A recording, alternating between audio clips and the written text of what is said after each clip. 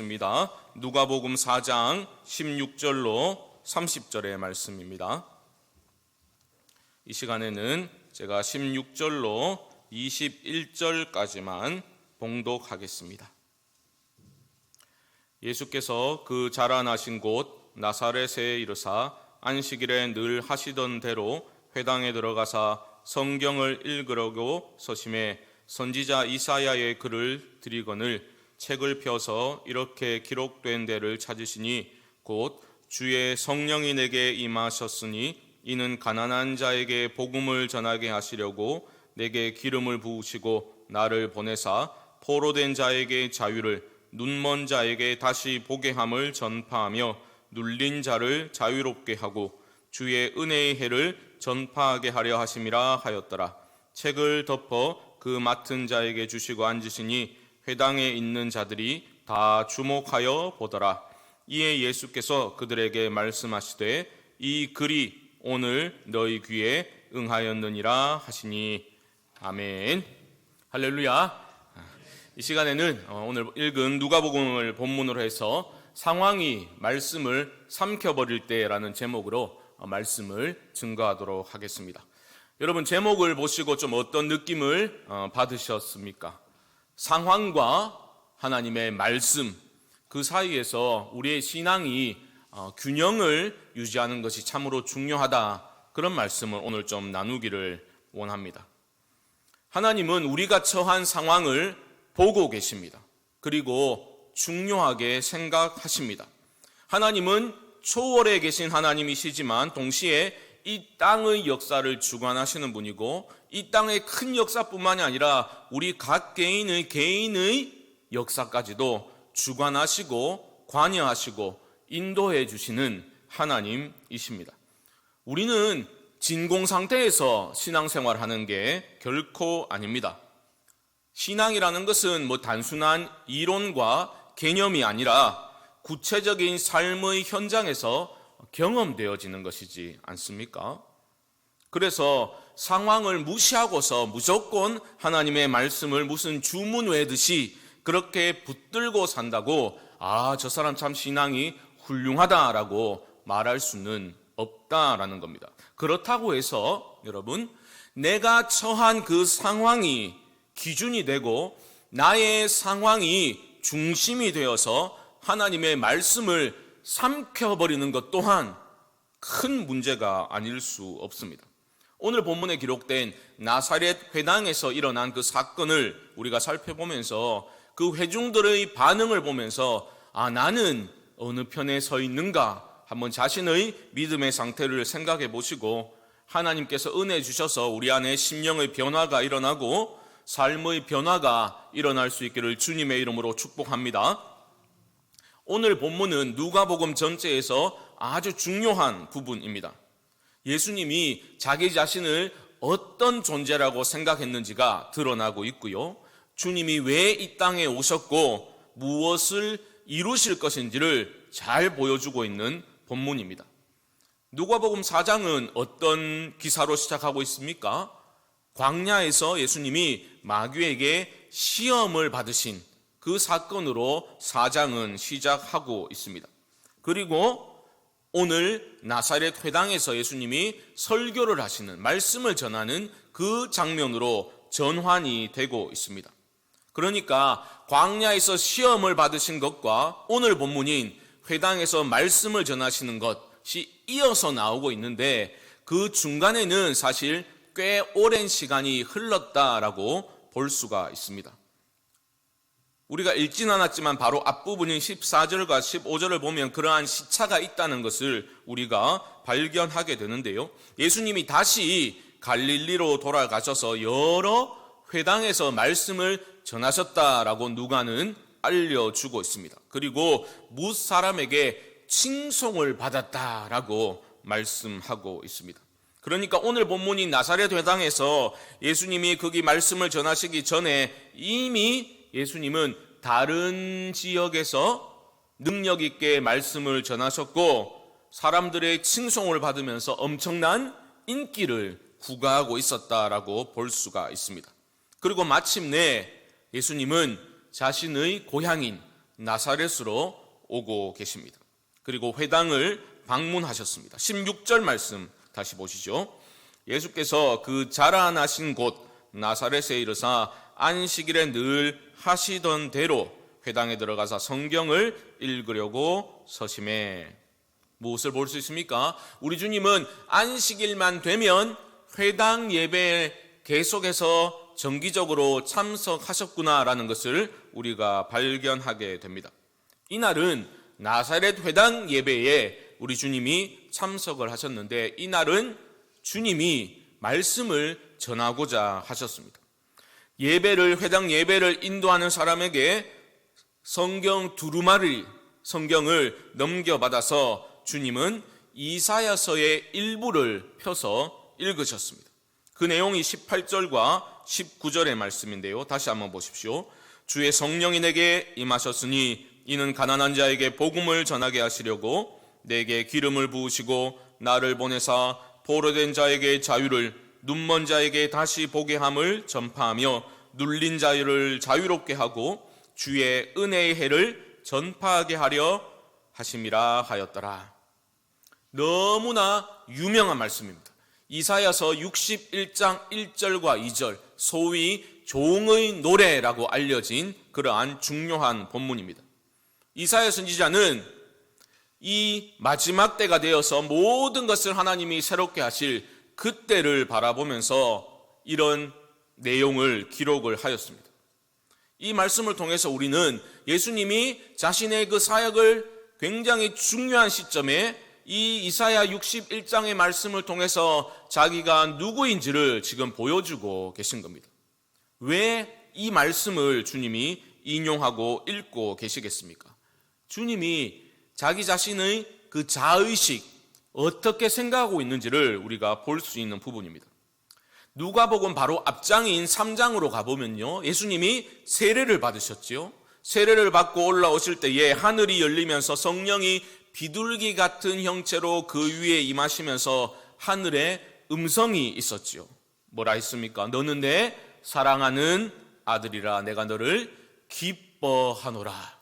하늘의 음성을 들었어요. 하나님의 아들이라고 하늘의 음성이 확증을 해 주었습니다. 그 음성이 들릴 때 우리 주님의 반응을 누가는 기록하지 않았습니다. 하지만 오늘 본문인 4장을 보게 되면 주님은 확실히 믿고 계시는 거죠.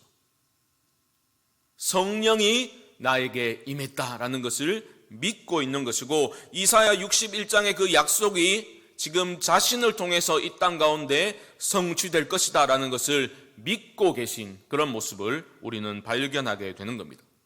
이사야 61장은 이스라엘 백성들에게 너무나 중요한 말씀입니다. 왜냐하면 그 내용이 해방을 선포하는 내용이기 때문입니다.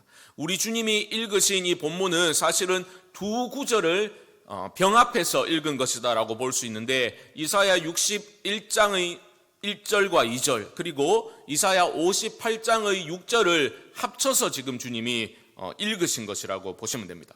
이 두 본문 다 해방을 말하고 있습니다. 희년을 말하고 있습니다. 희년은 뭡니까? 안식년 7년째 안식년이 7번 지나는 다음 해인, 그러니까 50년째 주어지는 큰 해방을 말하는 것이죠. 무슨 말인가 정리해보면 주님은 성령이 나에게 임하였고 자기 자신을 통해서 이사야 선지자가 예언했던 그 구원과 해방의 약속이 나를 통해서 지금 성취되고 있다라고 전하고 계신 겁니다.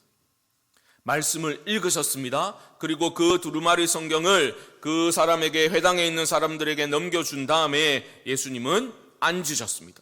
사람들이 전부 다 예수님을 주목하고 있습니다. 와, 도대체 무슨 말을 할까?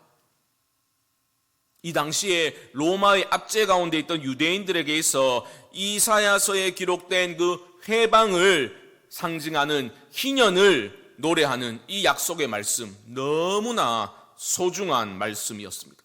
소위 그들에게 살아갈 힘을 주는, 용기를 주는 하나님의 말씀이었던 겁니다. 이런 상황에서 주님이 엄청난 능력을 보여주었던 그 주님이 그 말씀을 딱 읽어버리니까 그들이 얼마나 흥분되었겠습니까?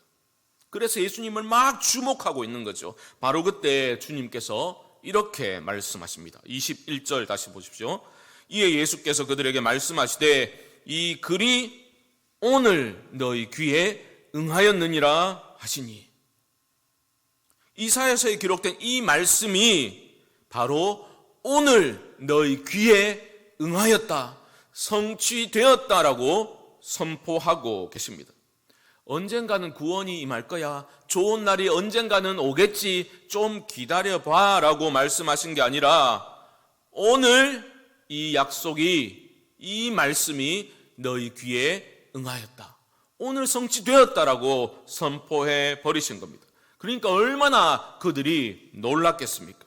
어디서 듣도 보다 못한 사람이 와가지고 허황된 얘기를 하고 있는 게 아니라 그들은 소문을 들어서 이 사람이 어떤 사람인지를, 어떤 대단한 능력과 말씀을 전했는지를 알고 있었지 않습니까? 그런 상황에서 오늘 이루어졌다라고 선포를 해버리니 그들이 얼마나 흥분했겠습니까? 22절은 이러한 주님의 선언에 대한 그 모여있던 회중들의 반응을 보여주고 있습니다. 이렇게 말합니다. 그들이 다 그를 증언하고 그 입으로 나오는 바 은혜로운 말을 놀랍게 여겨 이르되, 여기까지만 보십시오. 그들은 이 주님이 말씀하신 것을, 이 은혜로운 말을 인하여서 놀랐다라고 말하고 있습니다. 충격을 받은 거죠. 그런데 이어지는 구절을 보게 되면 분위기가 급반전되는 것을 보게 됩니다. 22절 하반절을 보시면 이 사람이 요셉의 아들이 아니냐. 여러분, 이 말이 긍정적인 말 같습니까? 부정적인 말 같습니까? 어떤 사람들은 은혜로운 말을 놀랍게 여겼다, 바로 앞부분이 긍정적인 것을 보여주는 것 같으니까 이 또한 요셉의 아들이 아니냐, 이것 또한 긍정적인 것으로 봅니다. 쉽게 말하면 야, 우리가 남이가 막 이런 거죠. 역시 우리 편이야, 이런 맥락에서 긍정적으로 보기도 합니다. 하지만 부정적으로 보는 사람은 어떻게 해석합니까? 아, 우리가 이 사람 아는데, 이 예수라는 청년 아는데, 우리가 아는 목수 요셉의 아들내미잖아, 이렇게 깎아내리는 듯한 그러한 부정적인 것으로 볼 수도 있습니다. 이 말 자체가 뭐 긍정적이든 부정적이든 별로 중요하지 않습니다. 왜냐하면 이어지는 내용을 보면 회중들과 예수님은 극단적인 갈등을 빚는 것으로, 갈등의 양상으로 치닫게 되기 때문입니다. 설령 회중들이 역시 우리 편이야 라고 반응을 했다 하더라도 후에 살펴보겠지만 그런 반응 또한 예수님은 분명히 책망하셨을 겁니다. 이기적인, 배타적인 민족주의를 드러내고 있기 때문입니다. 자, 이제 보십시오, 여러분.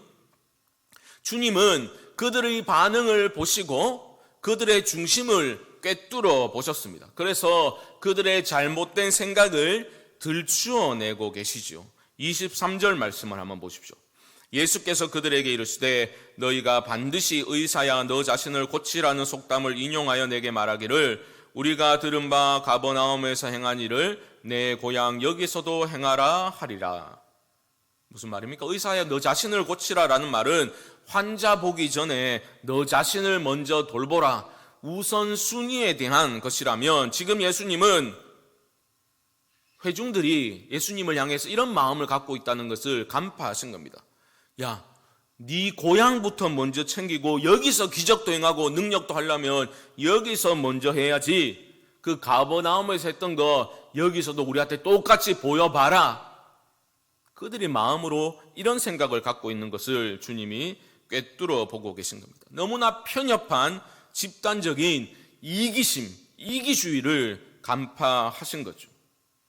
배타적이고 편협한 그런 이기심을 책망하시면서 예수님은 그 사람들이, 회중들이 최고로 여겼던 이스라엘의 선지자 2명을 예로 들고 계십니다.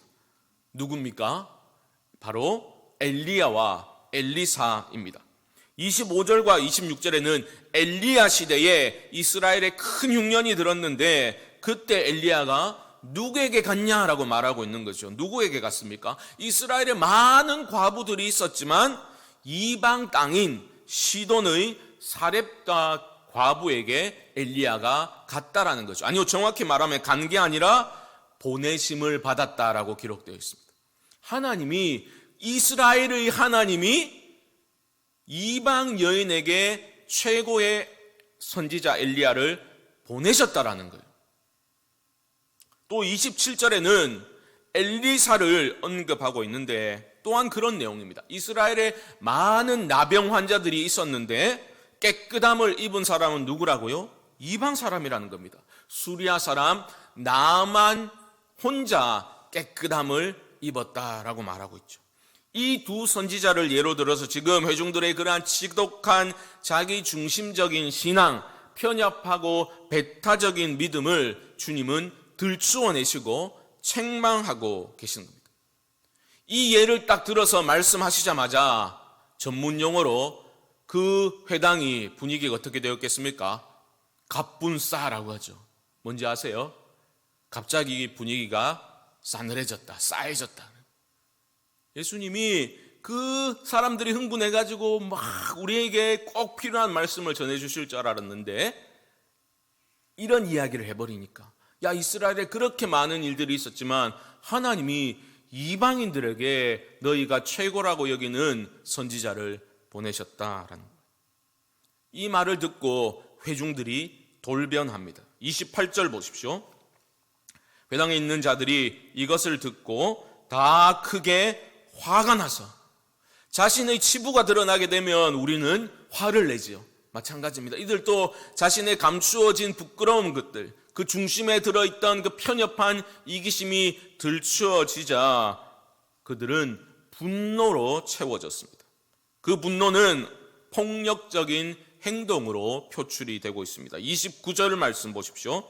일어나 동네 밖으로 쫓아내어 그 동네가 건설된 산 낭떠러지까지 끌고 가서 밀쳐 떨어뜨리고자 하되, 이들은 갑자기 예수님을 끌고 가가지고 낭떠러지에서 밀어떨어진 후에 돌로 쳐서 죽이려고 그런 행동을 하게 됩니다.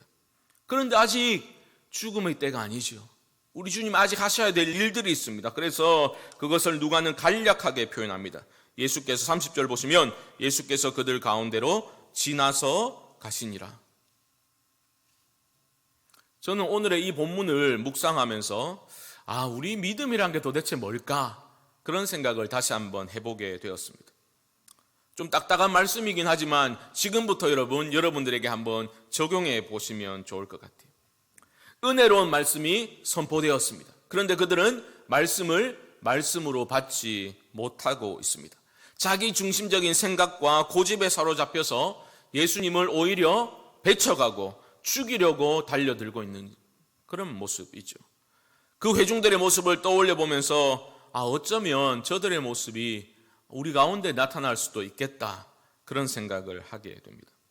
물론 우리 중에 예수님을 대놓고 배척할 사람은 아무도 없겠죠. 그런 일은 없겠죠. 하지만 자신의 상황, 내가 지금 처해 있는 상황, 내가 중요하게 생각하는 그 상황을 절대적인 기준으로 삼아버림으로써 그 상황이, 내가 처해 있는 그 상황이 하나님의 말씀을 삼켜버리는 일이 우리 안에서도 얼마든지 일어날 수 있겠다라는 생각입니다. 왜 그들은 그토록 고대하던 메시아가 그들 눈앞에 있음에도 불구하고, 눈앞에서 목격했음에도 불구하고 그를 배척하고 죽이려고 달려들었겠습니까? 자신이 처한 상황을 절대화했기 때문입니다. 그 중심에는 이기적인, 자기 중심적인 욕심이 있는 거죠. 죄가 그 중심에 있는 겁니다. 예수님은 성령이 내게 임하였다라고 선포하고 계신데 그들은 이렇게 반응합니다. 이 사람이 요셉의 아들이 아니냐? 주님은 지금 성령을 말씀하신데 그들은 사람에 대해서 말하고 있는 거죠. 역시 우리 편이야, 이런 뜻이어도 편협한 민족주의를 드러내기 때문에 문제이고, 내가 너의 부모를 아는데 이게 어디서 약을 파냐? 라고 보더라도 큰 문제가 되는 거죠. 처음에 예수님께서 이사야 61장 말씀을 읽으시고 그 은혜로운 말씀을 읽으시고 오늘 이 글이 너희 귀에 응하였다, 성취되었다라고 선언하자 그들은 은혜로운 말씀에 놀랐다, 충격을 받았다라고 기록하고 있죠.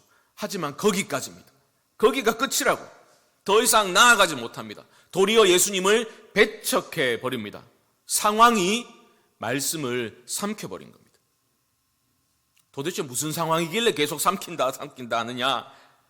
지금 갈릴리 회당에서 있는 사람들은 어떤 상황에 처해 있습니까? 일단 갈릴리라는 지역은 구약 시대만 보더라도 천대받았던 곳입니다. 그래서 이사야서를 보게 되면 이 갈릴리를 가리켜서 이방의 갈릴리라는 표현이 나온단 말이죠. 이스라엘에 속해 있었지만 이방 땅으로 여겨질 정도로 천대를 받았던 구역이다라는 겁니다. 예수님 당시에는 어떠했습니까? 예수님 당시에는 로마의 압제하에 있었지만 특별히 이 북쪽의 갈릴리 지역은 큰 탄압을 받았던 것으로 보입니다. 누가는 한 사건을 우리에게 알려주고 있는데요. 자막을 보시죠. 누가복음 13장 1절 말씀 보시면 제가 읽습니다. 그때 마침 두어 사람이 와서 빌라도가 어떤 갈릴리 사람들의 피를 그들의 제물에 섞은 일로 예수께 아뢰니. 이게 무슨 말인지 잘 와닿지 않으시죠? 쉽게 말하면 지금 빌라도가 갈릴리 지역의 유대인들을 잔혹하게 탄압했던 유혈 사태가 갈릴리에 일어났었다 이 말입니다. 로마의 큰 박해를 받아가지고 갈릴리 지역에 그 피비린내 진동하는 유혈 사태가 있었다라는 말입니다. 여러분, 박해받고 억눌려 살아가고 있는 사람들은 이러한 상황이 전복되기를 소망하며 살아가게 되죠. 지금 회당에서 예배드리고 있는 사람들의 마음에는 그것이 들어앉아 있는 것입니다. 구약에 예언된 그 희년의 때 해방의 날을 고대하면서 그들은 이사야 말씀을 읽고 많이 들었을 것입니다. 그런데 어느 순간 그들은 자신들의 그러한 비참한 상황에 매몰되어 가지고 철저히 하나님의 말씀을 자기 상황 중심적으로 읽고 묵상하고 해석하기 시작했던 겁니다. 뭐 이런 거죠. 그래, 지금은 우리가 이렇게 핍박받지만 기다려라. 때가 오리라. 다윗 왕조가 재건되고 모든 원수들을 희로 보복하리라. 반드시 하나님이 해주실 거야. 이런 상황에서 예수님이 낭독해 주신 이사야 말씀은 한편으로는 그들에게 너무나 은혜가 되는 말씀이지만 어쩌면 너무나 아쉬운 말씀이었다라고도 볼 수도 있습니다. 왜 그런가 하면 좀 복잡한 내용이긴 한데 여러분 간단하게 말씀드릴게요. 누가복음에 기록된 예수님이 읽으신 그 말씀은 제가 앞에 말씀드린 것처럼 이사야 61장의 말씀이다 말씀드렸죠. 그런데 예수님은 의도적인지 아닌지는 몰라도 이 기록된 말씀을 보게 되면 그 중요한 61장 말씀을 읽으시면서 중요한 부분을 읽지 않고 넘어가십니다. 무슨 말인가? 오늘 본문에서는 이렇게 마무리되고 있죠. 4장 19절 말씀 자세히 보십시오. 마지막 보면 주의 은혜의 해를 전파하게 하려 하심이라. 이 이사야서 말씀을 읽었다라고 기록되어 있는데 사실 주님이 읽으신 이사야 61장으로 가보면 이렇게 마무리가 되고 있습니다. 여호와의 은혜의 해와 우리 하나님의 보복의 날을 선포하며. 이게 61장의 원문의 내용이에요. 그런데 우리 주님은 앞부분인 은혜의 해를 선포하려 함이라 라고만 마무리하시고 바로 뒤에 나오는 하나님의 보복의 날을 선포한다라는 것을 일부러 생략하신 겁니다. 건너뛰고 다른 구절을 읽어버리신 거예요. 그들의 입장에서는 이게 너무나 막 부르르 떨릴 만한 그러한 상황이 되어버린 겁니다. 아니, 왜 분명히 기록된 말씀을 읽지 않는가? 우리가 가장 사랑하는 지금 이 상에서 가장 위로가 되는 말씀은 다른 게 아니라 바로 보복이라고. 보복. 우리가 당했단 말이에요. 저 개 같은 이방인들의 손에 우리 선택받은 하나님의 백성들이 죽었단 말이에요. 보복의 날을 선포하는 말씀을 왜 읽지 않냐는 거죠. 그들 안에는 구원이 우리에게만 임해야 한다고, 철저한 보복만이 필요하다고 그렇게 믿음을 가지고 살아가고 있었다라는 것. 하나님이 반드시 우리 상황이 이러하니 이방인들을 진멸하시고 자신들만을 위한, 자신들을 회복시키실 그 하나님을 기대하고 있었던 겁니다. 그런데 하나님의 뜻은 어디에 있습니까? 하나님은 예수 그리스도를 통해서 구원이 확장되기를 원하고 계시죠. 그래서 주님은 이방인에게로 향했던 이스라엘의 두 선지자를 예로 들어서 말씀하신 겁니다. 그리고 놓치면 안 되는 부분이 있는데, 누가는 그 회중들이 예수님을 죽이려고 달려들었다고 했잖아요. 그 장면을 다시 한번 보시면 이렇게 말합니다. 그 동네가 건설된 산 낭떠러지까지 끌고 가서라고 기록하고 있죠. 무슨 말입니까? 지금 이 나사렛이라는 동네가 산 위에 건설된 동네라는 뜻입니다. 아니, 사람 죽이려는데 뭐 이렇게 자세하게 구체적으로 설명할 이유가 어디 있습니까? 왜 굳이 그 동네가 건설된 산 낭떠러지까지 끌고 가서라고 기록을 했을까요? 나사렛이 산 위의 동네라는 거죠. 산 위의 동네는 산 아래에 있는 동네를 위한 사명이 있는 거예요. 무슨 사명입니까? 하나님이 이스라엘을 부르실 때에 열방의 빛으로 부르셨잖아요. 모든 그 하나님의 때가 되면 이방인들도 다 예루살렘으로 올라와서 열방의 빛을 보고 그들은 하나님께로 돌아오도록, 하나님의 구원이 다 임할 수 있도록 하나님은 그 사명을 감당하라고 그렇게 이스라엘을 선택하신 것 아닙니까? 그런데 보십시오. 이렇게 상황에 매몰되면 사명을 망각하게 되고 자기만을 위해서 이기적으로 살아가게 되는 것입니다. 여러분, 우리의 모습은 어떠합니까?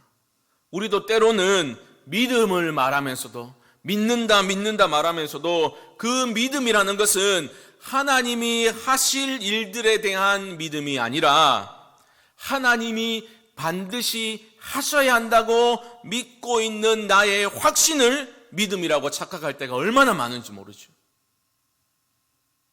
말씀을 말씀대로 믿어야 하는데 하나님의 말씀을 내가 처해 있는 그 상황의 채를 가지고 걸러서 받아들이려고 하니까 하나님의 뜻에서 점점 더 멀어지게 되는 거죠. 하나님의 말씀의 그 풍성함을 누릴 수가 없는 거죠.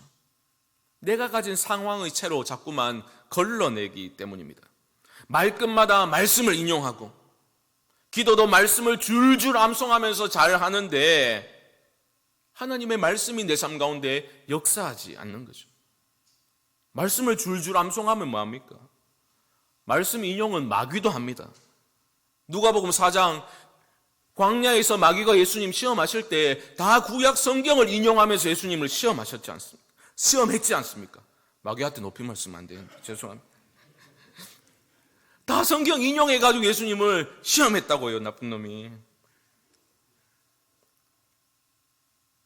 우리가 말씀을 인용하면서도 그 중심에 상황에 완전히 갇혀버린 나의 신념과 나의 확신이 그 중심에 도사리고 있다면 내 삶 가운데 하나님의 뜻이 이루어지기는 너무나 어려운 것입니다. 저는 결국 이 말씀을 좀 드리고 싶었던 거예요. 우리의 상황이 아무리 힘들고 어렵더라도 내가 바라고 소망하는 것이 아무리 선하고 간절하다 할지라도 우리는 내 상황과 내 뜻이 아니라 하나님의 뜻이 온전히 이루어지기를 소망하고 하나님의 뜻을 붙들고 믿어야 한다라는 겁니다. 우리 주님이 성령을 말씀하실 때 우리는 사람에 대해서 말하면 안 되는 겁니다. 우리 주님이 하늘을 찢고 내려오셔서 우리에게 하늘의 꿈을 심어주셨는데 우리는 주님 앞에서 자꾸만 땅의 것만을 말하면 안 되는 겁니다. 누가 들어도 너무나 아프고 큰 상실이고 실패이고 배신을 당해서 너무나 고통스러운 상황에 내가 처해 있다 하더라도 그 상황이 하나님의 뜻과 하나님의 말씀을 삼켜버리도록 내버려 두면 안 되는 겁니다. 자꾸만 상황으로 향하는 내 시선을 다시 끌어다가 선하신 주님께로 옮기고 또 옮겨서 계속해서 주님을 바라보는 것이 바로 믿음입니다. 하나님의 선하신 뜻이 내 삶 가운데 반드시 이루어질 것을 소망하는 자리까지 우리는 나아갈 수 있어야 한다라는 것입니다. 사랑하는 성도 여러분, 시시각각 변하는 내가 처한 상황에 여러분들의 신앙을 정초하지 마시기 바랍니다. 영원 불변하신 하나님의 말씀 위에 여러분 믿음을 세우실 수 있기를 바랍니다. 내 상황으로 걸러낸 말씀을 붙드는 것이 아니라 하나님의 말씀을 그 말씀 그대로 받으실 수 있기를 주님의 이름으로 축복합니다. 풀은 마르고 꽃은 시드나 우리 하나님의 말씀은 영원히 서리라. 이 말씀을 여러분 믿음으로 받아야 합니다. 내가 곧 죽어 없어진다 할지라도 하나님의 선하신 뜻은 반드시 실패하지 않고 이 땅 가운데 이루어질 것이다. 믿음으로 고백하고 하나님의 선하신 뜻만이 내 삶 가운데 온전히 이루어지기를 소망하며 살아가는 것이 우리 성도들의 삶인 줄 믿습니다. 신년 특별 새벽기도를 진행하면서 마지막 시간에 저는 바울 사도의 그 선언에 저의 믿음을 담아 고백하는 것으로 그 말씀을 마무리했던 기억이 납니다. 그때 몇몇 성도님들께서 그 말씀에 좀 울림이 있었던 것 같아요. 그래서 저한테 문자도 보내주시고 그런 분들이 몇 분 계셨습니다. 어떤 말씀이었습니까? 그러므로 여러분이여 안심하라. 나는 내게 말씀하신 대로 되리라고 하나님을 믿노라. 하나님을 믿는 거예요. 선하신 하나님을 믿는 거예요. 내가 되어야 한다고, 이런 상황이면 하나님이 반드시 이렇게 해 주셔야 한다고 생각하는 내가 확신하는 바를 믿는 게 아니라 하나님을 믿는 거예요. 선하신 하나님이 선하신 뜻을 쫓아 이루실 그 하나님을 우리가 믿는 것입니다. 사랑하는 성도 여러분, 내 상황에 부합되는 말씀 성취를 추구하는 것이 아니라 하나님의 뜻이 내 삶 가운데 온전히 이루어지기를, 그리고 나를 통해서 하나님의 나라가 이 땅 가운데 확장되어지기를 소망하는 마음으로 우리에게 주어진 길을, 그 사명의 길을 믿음으로 순종으로 걸어가실 수 있게 되기를 주님의 이름으로 간절히 축원드립니다.